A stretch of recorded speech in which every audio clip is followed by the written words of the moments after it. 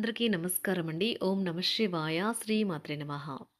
ముందుగా నేటి పంచాంగం నెల జూలై నెల తేదీ 12వ తేదీ సంవత్సరం 2026 సంవత్సరం తిథి త్రయోదశి నక్షత్రం రోహిణి కరణం గర పక్షం కృష్ణపక్షం యోగం వృద్ధి రోజు ఆదివారం జన్మరాశి వృషభ రాశి అభిజిత్ కాలం వచ్చి ఉదయం 11:58 నుండి 12:54 వరకు ఉంటుంది.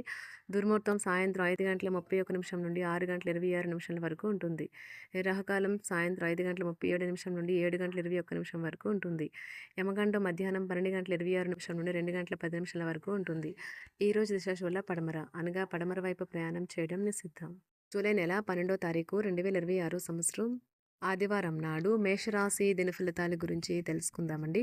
ఈలోగా మా వీడియోస్ మీకు నచ్చినట్లయితే లైక్ చేసి సబ్స్క్రైబ్ చేసుకోండి. పక్కనే ఉన్న బెల్ ఐకాన్కి క్లిక్ చేయండి. ఇప్పుడు మనం వీడియోలోకి వెళ్ళిపోదాం. ముందుగా మేషరాశిలో ఉండే నక్షత్రాలు వచ్చి అశ్విని 1, 2, 3, 4 పాదములు, భరణి 1, 2, 3, 4 పాదములు, కృత్తిక ఒకటో పాదము ఉంటాయి.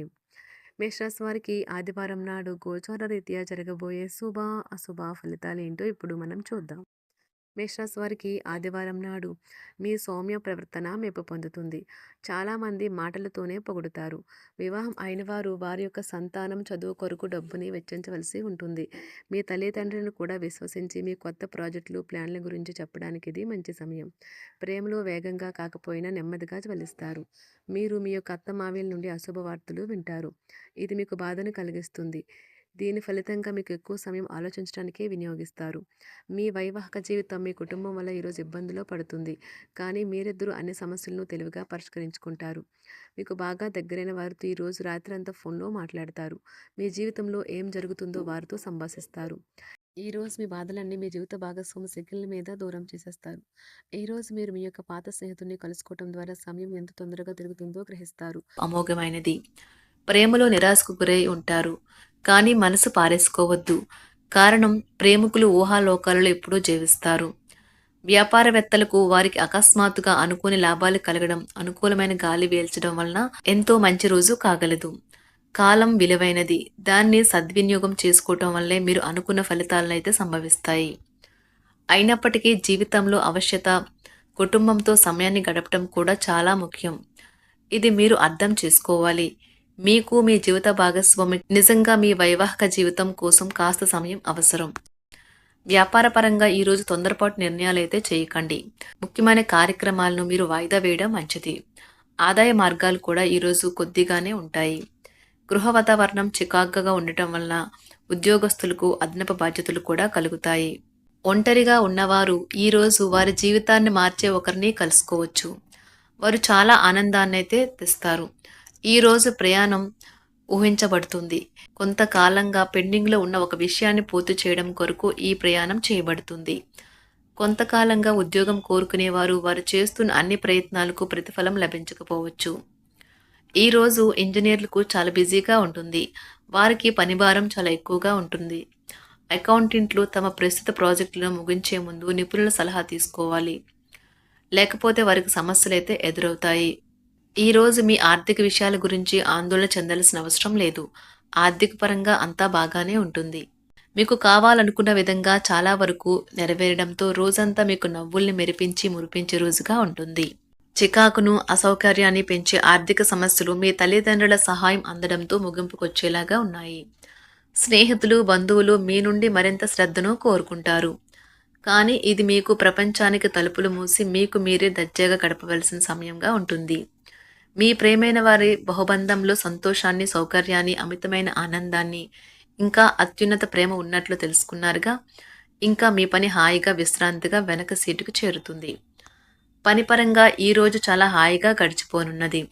మీరు కార్యాలయం నుండి ఇంటికి తిరిగి వస్తున్నప్పుడు మీ వాహనాన్ని అయితే జాగ్రత్తగా నడపాలి. లేనిచో మీరు ప్రమాదాలకు గురయ్యే అవకాశం ఉన్నది. ఫలితంగా చాలా రోజులు అనారోగ్యానికి గురవుతారు. మీ బెటర్ హాఫ్కు మీరంటే ఎంత ఇష్టమో ఈరోజు మీకు అనుభవంలోకి వస్తుంది. గృహమున ఈరోజు చిత్ర విచిత్రమైన సంఘటనలైతే చోటు చేసుకుంటాయి. సన్నిహితుల నుండి అరుదైన ఆహ్వానాలైతే అందుతాయి. నూతన కార్యక్రమాలకు ఈరోజు మీరు శ్రీకారం చుడతారు. అవసరానికి కుటుంబ సభ్యుల నుండి ధన సహాయం లభిస్తుంది.